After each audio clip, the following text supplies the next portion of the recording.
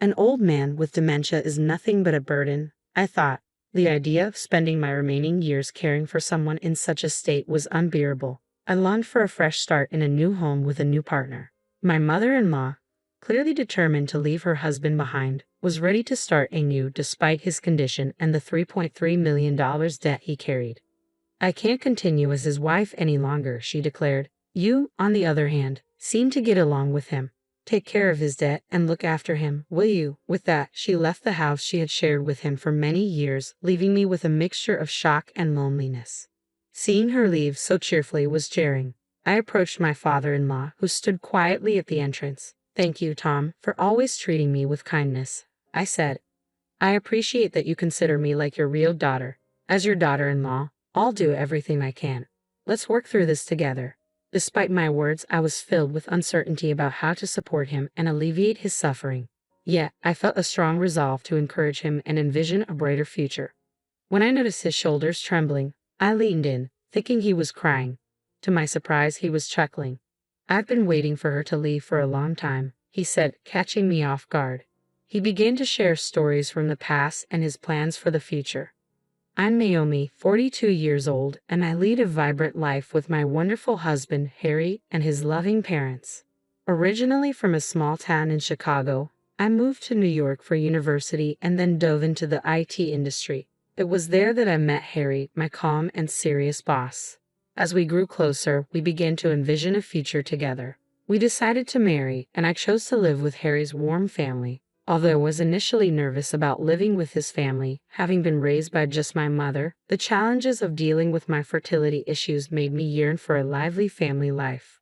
My father-in-law, Tom, was the president of the company I used to work for. Harry, his son, had started from the bottom and was steadily climbing the ranks. It wasn't until we decided to marry that I realized Harry was the son of the company's top executive. After our wedding, I left my job, but Harry continued to rise through the ranks. He started questioning Tom's business policies and had ambitions to grow the company himself. As Tom aged, rumors spread that he might retire, and Harry seemed to be waiting for that moment. Despite his age, Tom remained energetic and eager to try new things. He recently expressed a desire to create a space in his home for the local community to relax, chat, enjoy tea, and share homemade meals. However, my mother-in-law was completely against this idea. Even though she was only 5 years younger than Tom and meticulously maintained her appearance, she wasn't great at housework. Their meals were mostly takeout, and they often hired professionals for cleaning. Their affluent lifestyle was supported by Tom's stable job, but with his impending retirement, their income would decrease. The prospect of having strangers in their home for the community space stressed my mother-in-law. Despite Tom's respect for her wishes, he couldn't give up on his dream. Consequently, the renovation project was postponed. In the end, Tom decided to step down due to health concerns. Harry was chosen as the next president, but instead of taking over all at once, he would gradually learn the ropes until he was ready for full responsibility. My mother-in-law had become increasingly distant from my father-in-law.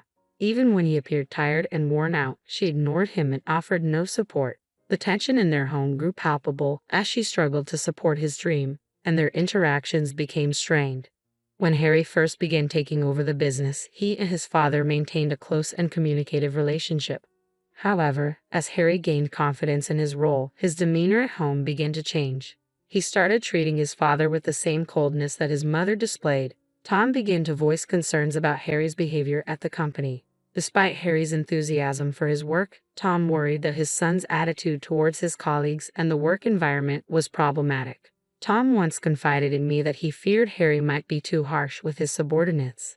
Having experienced my own parents' divorce and a limited relationship with my biological father, Tom holds a special place in my heart. He's always been warm yet self-disciplined, and I deeply respect him as if he were my own father. He also cares for me and has started to share his thoughts and feelings with me, which has made it all the more painful to witness the growing distance between him, my mother-in-law, and Harry. Both were stubborn and resistant to any attempts I made to encourage openness. Then, one day, my mother-in-law suggested a family meeting.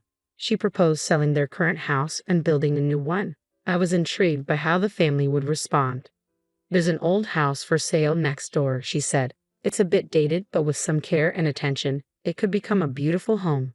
We could even create a lovely space in the garden for everyone to enjoy. Her enthusiasm was a refreshing change from her usual reluctance.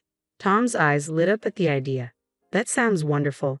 We could definitely make a space in the garden for everyone to enjoy. Harry smiled and said, "If it makes you happy, I'm all for it." And so, plans for the new house began, with my mother-in-law taking the lead on the project. When I inquired about the progress of the new house, my mother-in-law confidently told me to leave it to her and not to interfere. She seemed to be communicating frequently with Harry, and I assumed things were going smoothly. However, I was stunned when I received shocking news.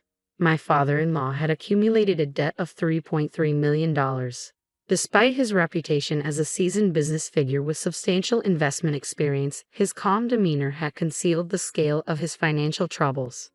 My mother-in-law's first reaction was to worry about the future of the new house, although my father-in-law tried to reassure her, saying, "Don't worry, everything will be all right. I'll sort it out." Her anxiety was palpable. She began treating him even more coldly than before. One day, while I was washing dishes in the kitchen, I overheard a hushed conversation between Harry and my mother-in-law. They were discussing the ownership of the new house, and I was shocked to learn that despite my father-in-law providing the funds, they were planning to proceed with the house under Harry's name without informing Tom. I couldn't believe they were making such a significant decision without involving him. Aren't you both making decisions about such an important matter without including everyone? Shouldn't the whole family discuss this together? My mother-in-law's response was sharp. You know, Tom is showing his age, and there's also the debt issue. Besides, you've only recently joined this family. It's best if you just observe and stay quiet for now. The only person I truly rely on is Harry. Her blunt words stung, and Harry didn't offer much of a response. He had been so absorbed in his work lately that our time together as a couple had diminished. The only person I genuinely trusted and could confide in was my father-in-law. Yet recently he seemed different. Where he once was lively and busy, he now spent more time sitting on the couch, lost in thought. I suspected that my father-in-law might be troubled by his debts, but it seemed like there was something more going on. "Have we had dinner yet?" he suddenly asked as I was finishing up the dishes. "We just had hamburgers, salad, and soup together," I replied after a moment of thought.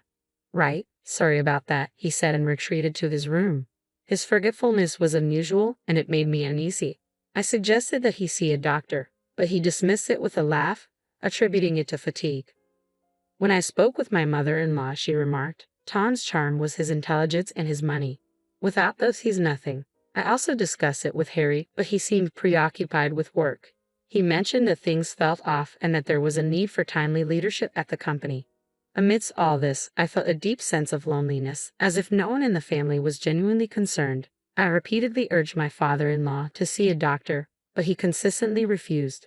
His condition seemed to worsen, and I took it upon myself to research dementia, trying various approaches and continuously persuading him to get help. "You must be having a hard time," my mother-in-law said with a sigh and a cold smile. "Tom isn't the man he used to be. Once Harry takes over the company, everything will be his. Isn't it only natural that Tom should have nothing left?" Her eyes were colder than I had ever seen, a look I had never encountered before. Her harsh words and the growing tension in the house left me feeling both surprised and anxious. With the atmosphere growing more strained, I hoped that moving to a new house would help refresh our spirits. Finally, the moving day arrived. We hired professionals to handle the large furniture while we took care of the smaller items. My mother-in-law provided specific instructions such as where to place each item, and we followed them carefully.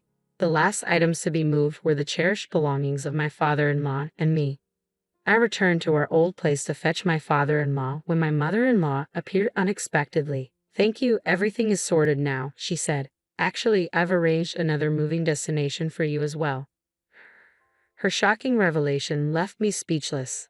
I stammered, "What do you mean?" She handed me a note with the address of a nearby flat. Seeing her smiling face, I was at a loss for words. She cheerfully explained, "The new house will be for me, Harry, and Ted to enjoy, so you and Tom should start fresh in your new place." I couldn't grasp what was happening. The only thing I knew for sure was that I couldn't leave my father-in-law alone. As I prepared to leave, she added, "Well, Tom needs you now. Do your best for him." We can think about what comes next when the time is right. My mind was spinning with shock and confusion. Who was this Ted she mentioned? I could hardly think straight. How can you abandon Tom after all the years of support he's given to the family? I asked, my voice trembling. She laughed, absent-mindedly playing with her hair. I want to enjoy my life too. I've taken care of Tom's needs, but daily life with him has become tedious. I want a fresh start with Ted. I couldn't believe her words. It seemed my mother-in-law was set on leaving her long supportive husband to pursue a new life with someone else. Tears welled up in my eyes. So all your plans for a new life come at our expense? With a glint in her eye, she replied, grow up a little. We all have the right to seek new beginnings. Besides, if people knew about Tom's $3.3 million debt, they'd reconsider too. For a moment, I was utterly speechless, struggling to process the gravity of her decision. I was stunned by my mother-in-law's audacity. Despite my shock and confusion, I knew I had to stay calm and handle the situation for my own sake. You're saddled with a $3.3 million debt, and continuing this marriage is unfeasible, she said dismissively. My husband seems to have a fondness for you, so you can manage the debt and take care of him. With that, she offloaded her responsibilities onto me and left the house without a second thought about the dire situation her husband was in. Watching her leave with such confidence, I was overwhelmed by a mix of shock and loneliness. After she departed, I approached my father-in-law, who stood dejectedly at the entrance. Tom, thank you for always being so kind to me, I said softly. I'm honored that you see me as your own daughter. I promise to do everything I can as your daughter-in-law. We'll face this together. Although I tried to comfort him, I was engulfed by anxiety, unsure how to support him and ease his suffering. Yet a deep desire to help the man I respected and to envision a brighter future for him filled my heart. As his shoulders began to tremble, I leaned in, worried that he might be crying. To my surprise, he was laughing uncontrollably. I've been waiting for her to leave for a long time, he said, his laughter still echoing. His unexpected reaction left me stunned. He continued, when she talked about wanting a new house, I saw it as an opportunity. She's so dependent on me that I hoped she'd ask for a divorce. I didn't expect to be kicked out of the house, though. I was dumbfounded by his revelation. His elaborate act had completely fooled me. Seeing the confusion on my face, Tom smiled gently. Naomi, I'm sorry things turned out this way, but don't worry about the investment. Even if it goes wrong, we won't lose much. Now the real adventure begins. When we arrived at the new house, my mother-in-law was visibly upset. Naomi, why did you bring Tom here? You two were supposed to move into a flat. Plus, my new boyfriend is coming tomorrow. Harry's taking over the business, so I need Tom's bank statements, she demanded, flustered. Tom, seemingly unaffected by her dismay, turned to her with a steely gaze. I know you plan to enjoy your time with your new lover, he said, shifting the atmosphere dramatically. My mother-in-law was taken aback, and Harry stood silent, watching the confrontation unfold. I've already transferred the ownership of this house to my name, my father-in-law said with a hint of apology. It'll be difficult for you to stay here now. His words left my mother-in-law speechless, her eyes widening in disbelief. But don't worry, I've found a flat nearby for you. Enjoy your new life with your boyfriend. I'll cover the rent for the first few months, he added, his smile cold. Until that day, my father-in-law had always dealt with my mother-in-law's selfishness with patience and a smile. But now his eyes were sharp with anger, and his stern demeanor seemed to make her shrink. I'm truly sorry, she said, her voice trembling as she fought back tears. I was scared when I thought you had dementia, and when I heard about the $3.3 million debt, I was overwhelmed with anxiety. But I've always loved you. I never imagined it would end like this. Her words were filled with regret and desperation, but it was too late for apologies. My father-in-law chuckled bitterly. The $3.3 million debt isn't as daunting as it seems. I married you for your vibrant spirit, not for your money. It's clear now that love isn't in your heart. I want to spend my remaining years in peace, and I don't want you here anymore. Please leave. Without even looking at her, he asked her to leave. Harry, stunned, gathered my mother-in-law's belongings and placed them by the door. He didn't want to abandon her but seemed to be trying to make amends with his father, perhaps to protect his own interests. What are you saying, Harry? Are you leaving me behind? Help me. Forgive me just one more time, she pleaded, tears streaming down her face. Ignoring her cries, my father-in-law and Harry walked into their new home. Her heartbreaking screams echoed in the tense atmosphere. but I followed them inside. Later, Harry made desperate attempts to reconcile with his father, but his work attitudes and interpersonal issues proved problematic. The company had another promising successor who had been performing well, and responsibilities were gradually being handed over to him. Consequently, my father-in-law entrusted the company to this new successor and stepped down as president. Harry, who had assumed he would naturally take over, was deeply shocked. Meanwhile, my mother-in-law began her new life in a small flat with her affair partner Ted. However, her new life didn't bring the happiness she had hoped for. Eventually, their relationship soured, leaving her alone once again. Concerned for her, I occasionally checked in on her. Her current state, far from her once glamorous days, was lonely and hard to witness.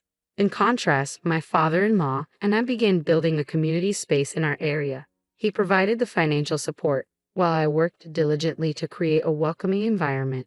The space became a local sensation, featured in magazines and online, and attracted many visitors.